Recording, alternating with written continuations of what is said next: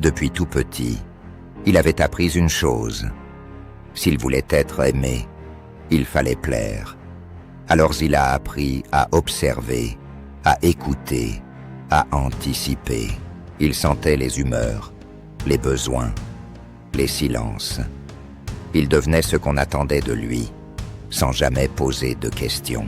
On l'a trouvé gentil, discret, serviable.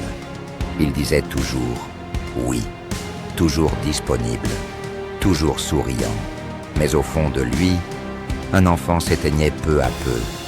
Un enfant qui voulait exister pour ce qu'il était, pas pour ce qu'il faisait. À l'école, il se taisait quand on le blessait. Il pardonnait trop vite, restait trop souvent, supportait trop longtemps. Il croyait que s'oublier, c'était la condition pour rester dans le cœur des autres. En grandissant, il a poursuivi ce rôle.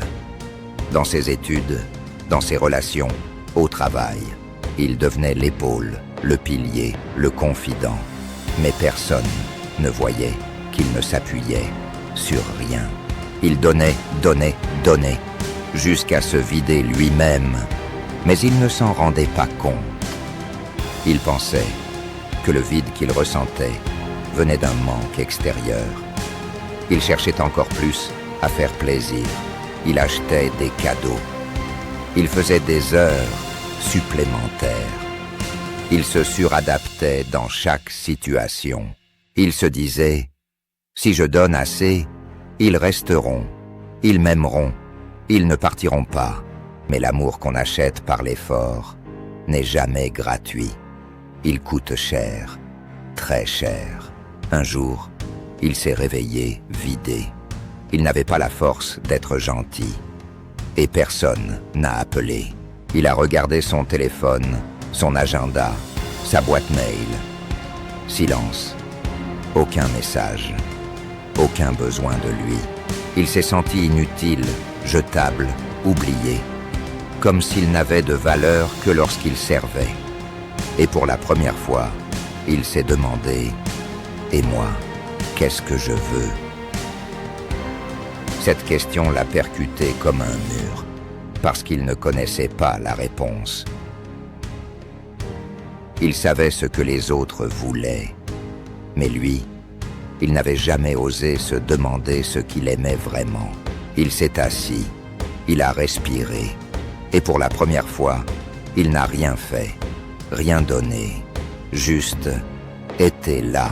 Je me souviens parfaitement de ce jour, parce que cet homme, c'était moi, celui qui disait oui tout le temps, celui qui donnait plus qu'il ne recevait, celui qui confondait amour et sacrifice, celui qui se fatiguait pour exister. Toute ma vie, j'ai cru que pour être aimé, il fallait être utile, adorable, irréprochable. Alors, j'ai mis mes besoins de côté. J'ai ignoré mes émotions. J'ai fait semblant d'aller bien. Mais à force de dire oui aux autres, je me suis dit non à moi-même des milliers de fois. Et un jour, j'ai senti que quelque chose se brisait. Une lassitude extrême. Une colère que je n'avais jamais nommée. J'étais en colère d'avoir tant donné à des gens qui n'étaient là que quand ça les arrangeait. En colère contre moi de m'être abandonné, d'avoir confondu amour et dépendance. Alors j'ai décidé d'arrêter, de ne plus me sacrifier pour des liens à sens unique. J'ai commencé à poser des limites, à dire non, à déplaire, à décevoir, et c'était terrifiant.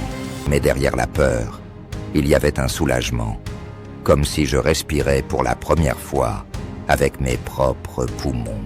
Je me suis retrouvé face à moi-même. Et j'ai vu quelqu'un de fatigué, mais digne. Quelqu'un qui méritait d'exister. J'ai réappris à m'écouter, à dire ce que je ressens, à ne plus me justifier. Et petit à petit, j'ai compris que je n'avais pas besoin d'être parfait pour être aimé. Que les gens qui t'aiment vraiment Ne te demande pas de te tordre pour eux.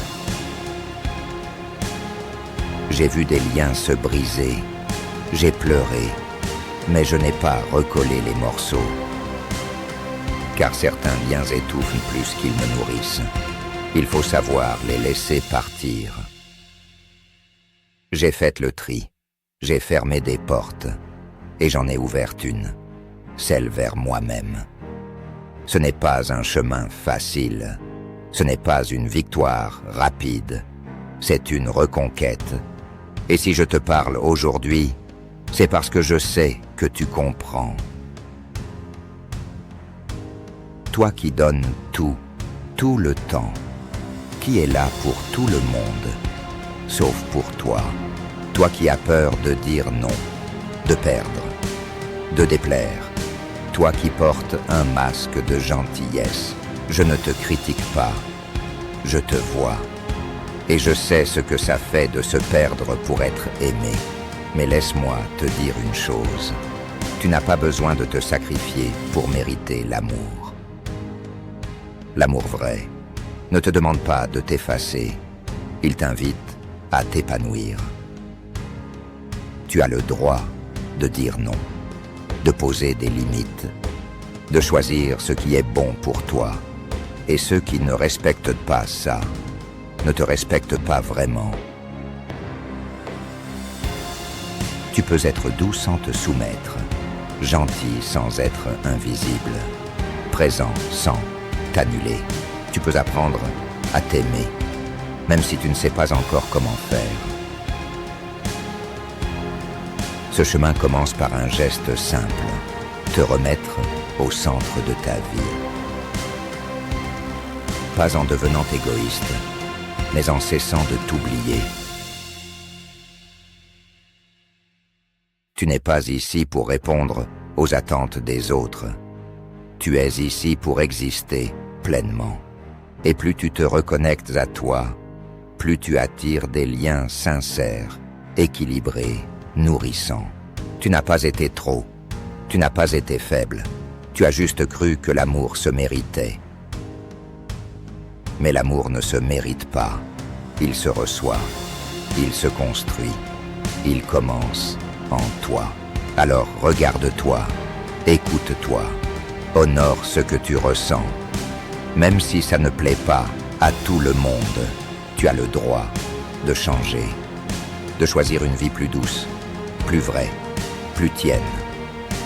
Tu n'es pas égoïste, tu es en train de guérir. Et la guérison, parfois, commence par un non.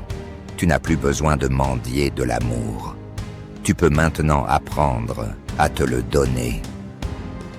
Et si tu es encore là à lire ou écouter, c'est que quelque chose en toi est prêt à renaître.